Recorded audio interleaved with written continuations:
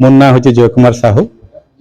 ଆଜିର ଯେନ୍ କାର୍ଯ୍ୟକ୍ରମ ଥିଲା ଆମର ନାଟକ, ଆମର ରାଜକୁମାର ବାବୁଙ୍କର ନାଟକ ରାମାୟଣ 1 ଉନ୍ମୋଚନ, ବହିଟା ଉନ୍ମୋଚନ ହେବାର ଥିଲା, ହେଲା ବି। ଆଉ ଇଏ ଆମର ଢୋଲବନର ସଚେତନ ହେମା ଆଉ ଆମର ଲୁ ନାଟ୍ୟ ସଂସଦର ଅନୁଷ୍ଠାନର ଆନୁକୂଲ୍ୟରେ ଆମ ସମସ୍ତେ ରୁଣ୍ଡ ହେଇଥିଲୁ। ମତେ ବି ଭାରି ଖୁସି ଲାଗିଲା। ଆଉ ସାହିତ୍ୟ ଚର୍ଚ୍ଚା ହେଇଥିଲା।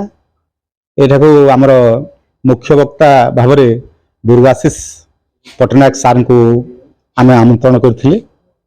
ଆଉ ଆମର ନାଟକ ଗୀତି ନାଟକ ଉନ୍ମୋଚନ କରାହେଲା, ସେ ବାବଦରେ ସମୀକ୍ଷା କରିଥିଲେ।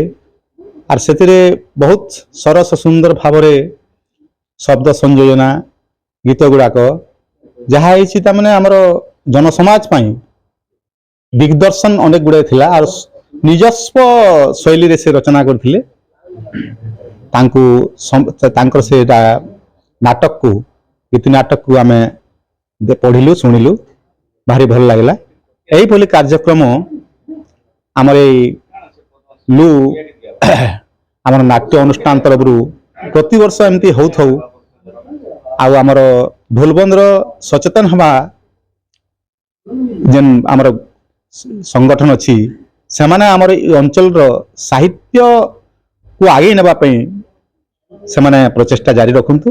मुई केशवरंजन प्रधान, लू नाट्य संस्थार संस्थापक। आज आम गोटे सौभाग्य, आम संस्थार सौभाग्य जे राजकुमार साहूकर बही रामायण गीति नाट्य आज उन्मोचित है। प्रथम भाग है, इधर 5टा नाटक अच्छे।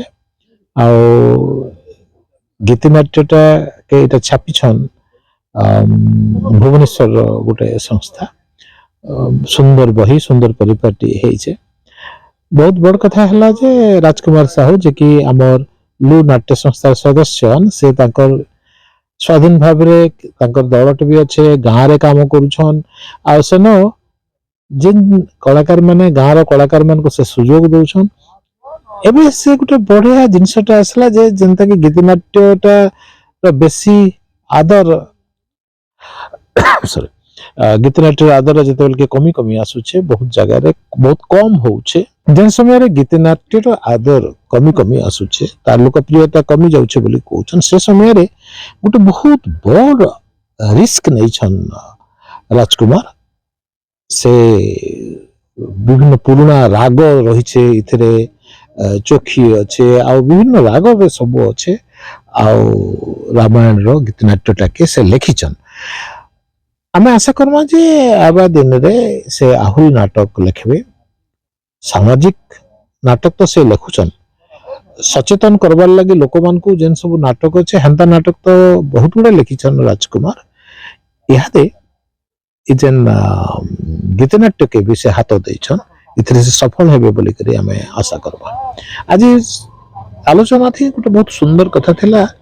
डॉक्टर दुर्गाशीष पट्टनायक कर जेन समीक्षा, से बहिर समीक्षा बहुत सुंदर भावे करथिले। गीत नाट्य, नाटक रो धर्म, मंच कथा, आउ ई जेन राजकुमार कर जेन रचना थी, जेन प्रकार रो संलाप व्यवहार करा है, जेन प्रकार गीत सब अच्छे, आ तारपरे जेन रसबोध कथा अच्छे, ये सब दिग के नहीं करी से सुंदर भावरे गोटे आलोचनाटे प्रस्तुत करथिले। पार्वण समय लोक माने निज निजर भावरे व्यस्त, खूब कम संख्यक सदस्यंकर उपस्थिति थी। आज गोटे सुंदर आलोचना सभाटे, साहित्य सभाटे आमे इनो पाइथिलु। बहुत बहुत धन्यवाद सबको।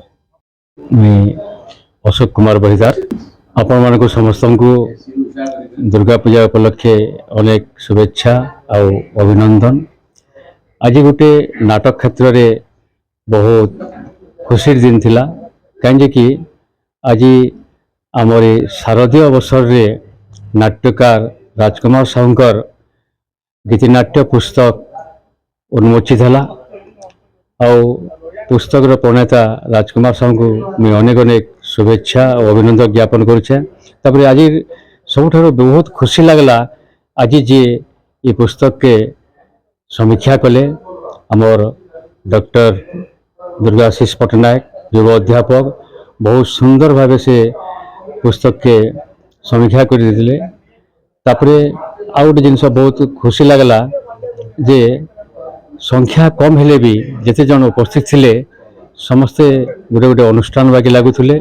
आई नाटकटा इछन जेन आमर नाटक रे गोटे गीतनाट्यर मरुड़ी आसी से लगी पुस्तकटा बहुत साहाय्य करवा। सरकारी क्षेत्र रे बेसरकारी क्षेत्र रे गीतनाट्यर गोटे पुनरुद्धार प्रक्रिया चली लगी आमर राजकुमार साहूकर ये अवदान गोटे सबुदिन स्मरण हो रहा। आउ थे राजकुमार साहू को शुभेच्छा। मो ना राजेंद्र कुमार महांती पदमपुर। आज श्रीयुत राजकुमार साहूकर गीतनाट्य रामायण प्रथम भागटा उन्मोचन है। आम केशरंजन प्रधान नाट्यकार अशोक बहिदार अन्यान्य नाट्यप्रेमी माने योगदान करी नाटक केन्दा करी बहुत भल भाव गीतनाट्यटा प्रचार प्रसार हो पार्बा से लगी आलोचना करागला। प्रथम मुझे अभिनंदन जनामी नाट्यकार साहू महोदय को से गीतनाट्य आरंभ करिछन। जदियो बहुत दिन गीतनाट्य चली आसूला किंतु से थमी जाइथिला फिर के आरंभ है से लगी मैं राजकुमार साहू को बहुत बहुत धन्यवाद दूचे। आज जे समीक्षक थिले डॉक्टर दुर्गाशीष पट्टनायक से भी ताकर बहुत मूल्य समय देकरी सुंदर भाव समीक्षा करते आमूलचूल तार निर्णय करते से अभिनंदन जनाऊे। मुई कहमी जे ये नाटक माने एंता गीतनाट्य माने लिखा जाऊ छोट छोट छुआ मान द्वारा बड़ मान द्वारा अभिनीत हो पाठ्य पुस्तक रे भी जेंदा सामिल हो से लगी चेष्टा करा कथा। धन्यवाद। दुर्गाशीष पट्टनायक दधिवामन महाविद्यालय भटली रे ओडिया विभाग रे अध्यापक अछि। आज एठारे समीक्षक भाव में अंशग्रहण करिथिबारु प्रकृत रे बहुत आनंदित। जो पुस्तकटी उन्मोचन हैला शिल्पी राजकुमार साहूंकर ताहा वास्तव रे वर्तमान समाज पई निश्चित भाव में उपयोगी उपादेय अटे। एभली एक परिस्थिति जो दशहरा छुट्टी रे आश्विन मासरे निश्चित रूप रे अनुभव हैला जे एहा मो पई आशीर्वाद स्वरूप जे एभली एक समय रे रामायण भली प्रसंगटी को पठन करिबा प्रकृत रे गौरवर विषय अटे। एहाकु समीक्षा कला परे अनुभूत हैला जे वर्तमान समय रे जो भली समाज रे गणमाध्यमर बहुल प्रचलन चली ताठारु निवृत्त रही रामायण महाभारत भली विषयटी को आज शिशु माने अवहेला करुछंती। तेणु ये जो गीतनाट्य रही रामायणर कथावस्तु को अति संक्षिप्त बलय भितर संक्षिप्त परिसर भितर अति चमत्कार भाव में परिवेषण करा जायछि। तेणु वर्तमान यह केवल पौराणिक उपाख्यान बा पुराणर कथावस्तु भितर सीमित नुहे। यह समाज को परिवर्तन करने पाई समाज को एक बृहत्तर दिग्दर्शन देवा पाई आदर्श मूल्यबोध एवं नैतिकतार वार्ता प्रेरण करिछि। तेणु सर्वप्रथम एथिपाई शिल्पी को साधुवाद प्रदान करी एवं यह तांकर मंच मूल्य को प्रसारित करू। यह एक सफल गीतनाट्य परिणत हो दर्शक माने बहुल भाव में उत्कंठित ही एथिरु किछि वार्ता ग्रहण करंतु समाज परिवर्तित हो एवं परिशेष रे पुणी थरे समस्त को यही शारदीय नवरात्र बा दुर्गा पूजा अवसर रे शुभेच्छा। मुई राजकुमार साहू रामायण गीतनाट्यर लेखक और गाँ ढोलबन और सचेतन हमा नाट्य अनुष्ठान प्रतिष्ठाता। आज गोटे खुशीर दिन जे रामायण गीतनाट्य आज उन्मोचन होइछे ए लु नाट्य आश्रम रे समस्त को मुई कृतज्ञ जनाऊे। यही मोर गीतनाट्य पुस्तक भाग 1 को इन उन्मोचन कर लगी एटा गोटे लोक जाऊा लोककला के बंचावा लगी गोटे मोर गोटे प्रयास टी है ताके प्रकाश करिछन कोठघर आम साहित्य परिवार संपादिका अंबिका स्वाई मैडम तांको भी मते साधुवाद जनाऊे।